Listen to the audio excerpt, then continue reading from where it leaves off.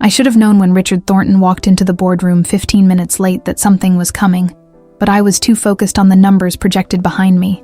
23% revenue growth, operational costs down by 18%, 3 major clients secured in Q4 alone, 10 years of proving myself distilled into 35 slides. The 47th floor of the Thornton Tower had floor-to-ceiling windows that made Manhattan look like a kingdom you could own if you just reached far enough. The conference table was Italian marble, cold under my fingertips when I leaned forward to emphasize a point. 22 executives sat around it, board members, senior vice presidents, 2 investors who'd flown in from Silicon Valley specifically for this quarterly review. The catering alone probably cost more than most people's monthly rent. Silver platters of salmon, bottles of San Pellegrino sweating in their glass containers, fruit arrangements that looked like art installations. I was 3 slides from the end when Richard cleared his throat. It wasn't loud. It didn't need to be. The room went silent the way rooms do when billionaires demand attention without asking for it. I stopped mid-sentence, turned, waited. Richard Thornton III, 71 years old, self-made from inherited millions, featured twice on the cover of Forbes, stood at the head of the table with his hands in his pockets. Custom suit, Yale class ring catching the light, that expression he wore when he wanted you to know you were wasting his time. "I think we've seen enough," he said. The projector hummed in the silence. Someone's phone buzzed. I felt the leather portfolio in my hands, my knuckles pressing white against the grain. "The board and I have made a decision," he continued, and I knew. The way you know when you're standing on ice and you hear it crack. "Effective immediately, we'll be moving in a different direction with the CFO position. Your services are no longer required." I'd practiced for this moment in some way, though I'd never let myself believe it would actually happen. 10 years of sideways comments about professional image. A decade of watching Richard's eyes skip over me in family photos, linger too long on the dress I chose for company events, that slight tightening around his mouth whenever I spoke up in meetings. I knew what different direction meant. I knew what services no longer required translated to when you stripped away the corporate language. It meant, I never wanted you here. My son made a mistake. And I've finally found an excuse that won't get me sued too obviously. The room held its breath. I could feel their eyes, all 22 pairs, measuring my reaction, measuring me. Some looked uncomfortable. Melissa Chen had her jaw clenched. Marcus Thompson was staring at his tablet screen like it might save him. Others looked carefully blank, already calculating how this shift in power would affect their own positions. And there, 4 seats from the end, was James. My husband of 8 years sat with his shoulders slightly hunched, staring at a spot on the table that must have been fascinating. His father had just fired his wife in front of the entire executive team, and James Thornton couldn't even look at me. I'd imagined, in the early years, that he might defend me one day. Stand up, say something, choose me over the empire, and the name and the approval he'd been chasing since childhood. That fantasy died quietly over time, the way most illusions do in a marriage. Not with a bang. Just a slow recognition that the person you married isn't the person you hoped they'd become under pressure. Heat crawled up my neck. Not embarrassment. I was past that. Rage. The kind that makes your vision sharp and your thoughts cold. My hands tightened on the portfolio until I felt the stitching press into my palm. The throat clearing, the shifting weight, the glances.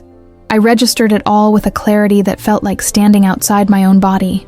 I'd spent 10 years making this company more money than Richard made in his first decade as CEO. I'd restructured entire departments, saved them from a disastrous acquisition in 2022 that would have tanked their stock value, brought in efficiency models that became industry standard. And now I was being dismissed like an intern who'd messed up the coffee order, in a room full of people who knew exactly what this really was. I wanted to speak, to list every achievement, every late night, every time I'd been right when Richard's gut instinct had been catastrophically wrong. I wanted to ask James why his hand wasn't on mine, why he wasn't standing, why he'd become so small. But there's a power in silence that people like Richard Thornton never understand. They think volume equals strength, that firing someone publicly is an assertion of dominance. They don't realize that sometimes the most devastating thing you can do is refuse to give them the reaction they want. I gathered my materials, slid the portfolio under my arm. The room was so quiet I could hear the rustle of paper, the soft click of my tablet case snapping shut. I straightened my blazer, navy blue, perfectly tailored, Expensive enough to belong in this room, and I'd earned every dollar that paid for it. When I walked toward the door, my heels struck the marble in a rhythm that sounded like a countdown. Past the silver platters, past the executives who couldn't meet my eyes, and the ones who watched with something that might have been pity or might have been relief that it wasn't them. Past my husband, who still hadn't moved. I stopped at the door, turned. Every single person in that room looked at me then. They had to. I didn't say a word, didn't need to. I held Richard's gaze until he shifted his weight, until that flicker of uncertainty crossed his face because he'd expected tears or anger or some kind of breakdown that would confirm everything he'd ever thought about me. Instead, he got nothing. Just a woman who'd been underestimated her entire life, staring back with the kind of calm that comes from knowing exactly who broke the contract first. Then I walked out. The door closed behind me with a soft, expensive click, and that's when I heard the first footsteps following me down the hall. The footsteps behind me weren't hurried, weren't hesitant. They matched my pace exactly, and that's what made me stop. I was halfway down the corridor, the one with original artwork worth more than most people's houses and air that always smelled faintly of expensive leather and ambition. My office was at the end, or what used to be my office. I could already see it through the glass walls, cardboard boxes stacked on my desk, my certificates taken down from the walls. They'd packed me up before the meeting even started. Richard had planned this, timed it, made sure I'd have to do the walk of shame past security with my career in boxes like some disgraced politician caught with their hand in the till. The footsteps grew closer. I didn't turn around. Didn't want to see whoever had drawn the short straw to escort me out or offer some useless apology that would make them feel better about watching it happen. Then Melissa Chen appeared beside me, walked in step, said nothing. VP of Operations, Harvard Business School, 42 years old with a reputation for eating competitors for breakfast and never suffering fools. She had her laptop bag over her shoulder and her Thornton Tower ID badge in her hand. Just held it. Kept walking. I glanced at her. She looked straight ahead. More footsteps. Marcus Thompson caught up on my other side. Head of IT. The man who built the entire digital infrastructure that kept Thornton Tower running. Black. Former Marine. The kind of person who spoke 3 sentences a day, and all of them mattered. He carried his personal plant, some succulent he'd had on his desk for 6 years, and a box with his family photos visible on top. I stopped walking, stared at him, at Melissa. "What are you doing?" Marcus just raised an eyebrow. That was his only answer. Behind us, more people emerged from the boardroom. David Park, with his engineering credentials and 3 patents that made Thornton millions. Janet Rodriguez, who ran our West Coast operations. Kevin Zhang, Patricia Morrison, Amanda Foster, all of them, walking in a line like some kind of corporate funeral procession, except no one was mourning. They were leaving. My throat closed up. Not from sadness, from something bigger that I didn't have a name for. Something that felt like vindication and fury and grief all burning in the same place. 22 people. The entire senior executive team except the board members and Richard's inner circle of yes men. Every department head. Every person who actually made the company function while Richard took credit in Wall Street Journal interviews. They walked past my office, past the junior associates who'd stopped working to watch, past the glass-walled meeting rooms where people pressed against the windows like this was a parade. They walked in silence, and that silence said more than any protest or angry speech ever could. No one had organized this. There were no signs, no chanting, just exodus. We reached the elevator bank. I pressed the button. The numbers descended. 47, 46, 45. The tension in my shoulders had spread to my jaw, to the back of my neck. I wanted to say something. Thank you felt too small. This is insane, felt too obvious. Don't throw away your careers for me felt too much like I didn't understand what this moment actually meant. So I said nothing, and they said nothing. And somehow that was exactly right. The elevator arrived. We filed in. All 23 of us couldn't fit, so some took the next one, then the next. A corporate evacuation. I watched the floor numbers drop, watched our reflections in the polished steel. These people who'd worked alongside me, who'd seen the small cruelties and the big humiliations, who'd been in meetings where Richard spoke over me, or James made excuses for why his wife wasn't at family dinners. They'd known, maybe before I'd fully admitted it to myself. They'd known I was being pushed out slowly, systematically, Death by 1,000 cuts disguised as corporate restructuring and family dynamics. The elevator opened into the lobby. Cathedral ceilings. Marble imported from Italy. A reception desk that looked like modern art. The Thornton logo etched in gold on the wall. That family crest Richard was so proud of, like he'd founded a dynasty instead of just having the good fortune of being born into the right last name. Security was waiting. 2 guards. They'd been told to escort me out. Make sure I didn't steal company property or cause a scene. But now they had 23 executives walking through their lobby in silence. Phones came out. Assistants, junior staff, people from other companies who worked in the building. Everyone loves watching powerful people fall or walk away, or do anything that disrupts the carefully maintained illusion that these glass towers run on merit alone. I felt every eye, felt the weight of my body in this space. Years of boardrooms and business dinners where I was always the largest person at the table, where my competence had to be bulletproof because my appearance didn't fit the magazine covers that featured successful CFOs, where I'd learned to take up exactly as much space as I'd earned, and not 1 inch more. Now I was walking through the lobby with an army behind me, and I wasn't shrinking, wasn't rushing, just walking. The revolving doors spat us out onto Madison Avenue. February in Manhattan, cold enough to see your breath. Food trucks lined the curb, coffee carts, bike messengers, the city that never cares about your drama because it has too much of its own. We stood there on the sidewalk. 23 people who just walked away from 6-figure salaries and stock options and the kind of career security that lets you buy apartments in Brooklyn and send kids to private school. The wind cut through my blazer. I looked at them. Really looked. At Melissa, who'd been at Thornton for 15 years. At Marcus, who'd turned down offers from Google. At all of them. Why? My voice came out rougher than I intended. Melissa finally spoke. Because we saw what happened in there. And we're not interested in working for a man who fires his CFO for having the wrong body type. 10 years of perfect performance reviews, Marcus added. Erased in 1 meeting because you don't look like you stepped out of his country club. We all got the same MBA, Janet said quietly. Same credentials, same work ethic, but you had to be twice as good to get half the credit. We saw it. Every day. We saw it. Something cracked open in my chest. Not tears. I still wouldn't give Richard that. But recognition. They'd walked out for me. Not out of pity, out of principle. Because watching injustice happen in a luxury boardroom doesn't make it less ugly. My phone buzzed. Then Melissa's. Then Marcus's. A ripple of notifications. Someone had filmed the walkout. Posted it. LinkedIn was exploding. Twitter. Instagram. The video showed all of us walking through that lobby. Silent and steady. The caption spreading faster than any press release. Entire executive team quits after CEO fires CFO in discriminatory boardroom purge. I looked up at Thornton Tower. 47 floors of steel and glass and money. Richard was probably just finding out what had happened, what he'd triggered. I didn't smile, but I didn't have to. The silence had already said everything. 48 hours after the walkout, my apartment felt like a command center for a war I hadn't planned but was apparently winning. Upper West Side, 17th floor. Windows overlooking Central Park, where joggers pretended February wasn't freezing.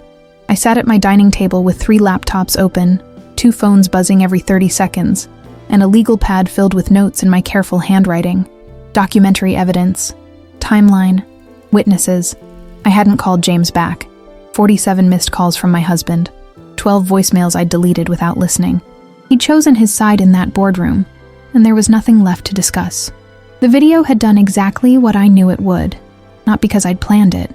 I hadn't asked anyone to film anything, but I'd worked in corporate America long enough to know that spectacle always finds its audience. 11 million views on LinkedIn. The business press had picked it up within hours. Bloomberg ran it with the headline, "Thornton Empire bleeds talent after discrimination allegations." Forbes followed with mass exodus raises. Questions about billionaire CEO's leadership. Even the Wall Street Journal, usually careful about attacking its own, published an opinion piece questioning the company's governance structure. I'd given exactly 0 interviews, posted nothing on social media. Let my lawyer's carefully worded statement do all the talking. Ms. Mitchell is reviewing her legal options regarding discriminatory employment practices and breach of contract. That was it. That was all it took. Because here's what Richard Thornton never understood about power in the modern age. Silence isn't weakness when you have documentation. when you have 10 years of emails saved, performance reviews that rated you exceptional every single quarter, messages from Richard to HR expressing concerns about company image and professional standards, corporate speak for she doesn't look the way I want my executives to look. My lawyers had assembled a file that could bury him, not in criminal court. Men like Richard rarely face those consequences, but in the court that actually mattered to him, public opinion and shareholder value. The Thornton Tower stock price dropped 23% in 2 trading days.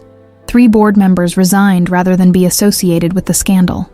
Major clients started making concerned phone calls about corporate culture and ESG compliance. Pension funds that held significant positions started asking uncomfortable questions.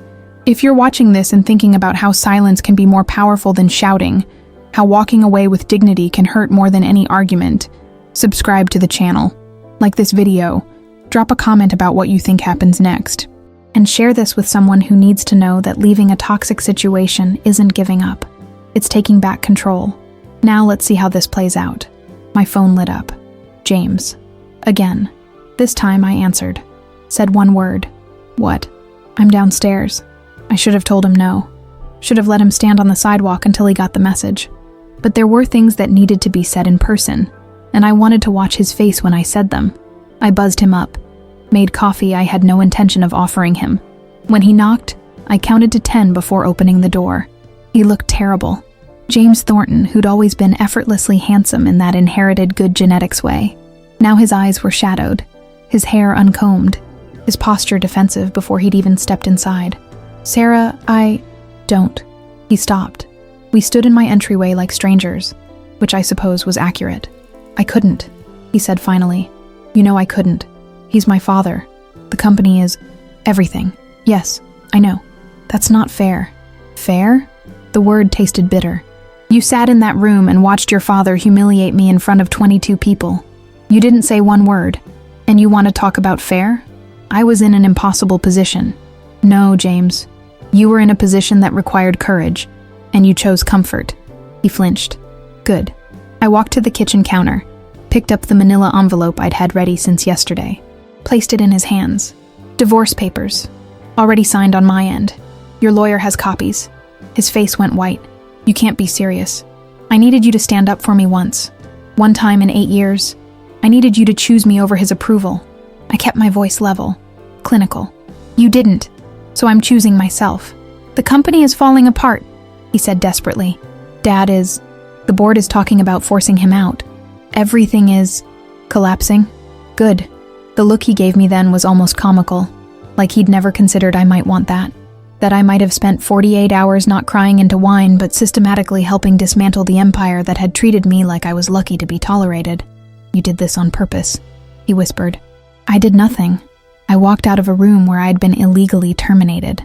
22 talented people made their own choices. Your father's reputation is destroying itself. I'm just not getting in the way. I'd spent years trying to make myself smaller for the Thornton family, listening to concerned comments about my health from Richard's wife at Christmas dinner, smiling through country club events where other wives talked about their workout routines and glanced at me like I was a problem someone should solve. Pretending I didn't notice when James made excuses for why we couldn't attend certain functions because they're doing couples photos and you know how my father is about the company image. They'd wanted me to apologize for existing, to shrink, to be grateful for the privilege of being tolerated. Instead, I'd built their finance department into something extraordinary, and now I was watching it collapse without me while job offers from their competitors filled my inbox. James left the divorce papers on my counter and walked out. Didn't slam the door. Just closed it softly, like he was already a ghost. I stood at my window and watched Manhattan light up as evening fell. Somewhere in Thornton Tower, Richard was realizing that humiliating someone publicly only works if they're too broken to stand back up. I wasn't broken. I'd never been broken. I'd just been waiting for permission to stop pretending his approval mattered. And now, finally, I was free. 6 months later, I stood in a conference room that belonged to me. Not metaphorically. Literally mine. CEO of a fintech startup, valued at $500 million after our Series B funding closed. Venture capital firms had fought over the opportunity to invest. Former Thornton executives made up half my leadership team. Melissa ran operations. Marcus rebuilt our entire tech infrastructure. We'd poached 3 more people from Thornton Tower in the last month alone. The office was in Soho. Exposed brick. Natural light. A company culture built on merit instead of legacy. No boardrooms designed to intimidate. No family crests on the walls. The discrimination settlement had come through last week. $47 million. Richard's lawyers had tried everything. NDAs, arbitration clauses, character assassination. But when you fire someone in front of 22 witnesses, and half of them are willing to testify, your legal options shrink considerably. I donated half to organizations fighting workplace discrimination. The other half went into the startup. Richard's money funding the exact thing he'd tried to destroy. Thornton Tower stock never recovered, down 60% from its peak. The board had forced Richard out 3 months ago, replaced him with an outside CEO who spent her first week apologizing to clients and implementing diversity training. Business schools were already writing case studies about what not to do. Richard Thornton III. Legacy destroyed. Still wealthy enough to be comfortable, but that wasn't the point. His name used to open doors. Now it was a punchline in Harvard Business Review articles about toxic leadership. I'd seen James exactly once since the divorce finalized. Industry conference in Boston. He was working middle management at a pharmaceutical company. Nothing prestigious. Nothing that would make his father proud. When our eyes met across the reception hall, he'd looked away first. I felt nothing. That was the victory. Not anger, not satisfaction. Just the blank indifference you reserve for people who used to matter and don't anymore. Tonight I was keynote speaker at the Women in Finance Summit. 3,000 attendees. My topic: building companies that don't need your permission. I was backstage reviewing notes when my assistant appeared. There's someone in the audience you should know about. She showed me the seating chart. Row 47, Richard Thornton. Someone on the planning committee must have invited him before checking the news. Or maybe he'd bought a ticket under someone else's name. Either way, he was here. I should have felt something. Anxiety, anger, the urge to prove something. But I'd spent 6 months building something real while he'd spent 6 months watching his empire crumble. What was left to prove? I walked on stage. The lights made the audience disappear except for the first few rows. I couldn't see row 47. Didn't need to. I talked about dignity. About the difference between commanding respect and demanding it. About building teams that function on talent instead of nepotism. I didn't mention Thornton Tower by name. Didn't need to. Everyone in that room knew the story. Halfway through, I saw movement in the back. Someone leaving. The door opening briefly, light spilling in, then darkness again. Richard Thornton, walking out of a room where I was speaking. Full circle. Except this time, I was the one people had paid to hear, and his exit changed nothing. I finished the speech. Standing ovation. Job offers in my inbox before I'd left the stage. Interview requests from Bloomberg, Fortune, The Economist. Later, alone in my hotel room, I thought about that boardroom, the marble table, the floor-to-ceiling windows. The moment I realized my marriage was over, and my career at Thornton was finished, and I'd spent 10 years seeking approval from people who would never give it. People always ask if I think about that day. I do. Every single day. Not because it haunts me, because it freed me. Richard thought he was ending my career. He gave me permission to stop seeking approval from people who were never worth impressing. I'd left behind the luxury boardroom, the billion-dollar company, the Thornton name, and I'd built something better. Something that didn't require me to be smaller or quieter or more palatable. The revenge wasn't in destroying Richard Thornton. The revenge was in discovering I didn't need his world to succeed, that I'd been carrying it on my back for years, and it had been empty weight the whole time. I opened my laptop. Email from a woman I'd never met. Subject line: "Thank you for walking out." She'd been fired from her own company under similar circumstances. Wanted advice. Wanted to know how to start over. I wrote back, "The best revenge is building something they could never destroy. Start today." Then I closed the laptop and looked out at the city. Different city, different office, different life. Not a happy ending in the traditional sense. No reconciliation. No lessons learned by the men who'd underestimated me. Just power, dignity, and the cold satisfaction of knowing I'd won by refusing to play their game anymore. I'd walked out of that boardroom 6 months ago with nothing but my dignity and 22 people who believed in merit over legacy. Now I had an empire of my own, built on respect instead of fear, on talent instead of last names. And Richard Thornton was just a cautionary tale people told at business conferences. That was enough.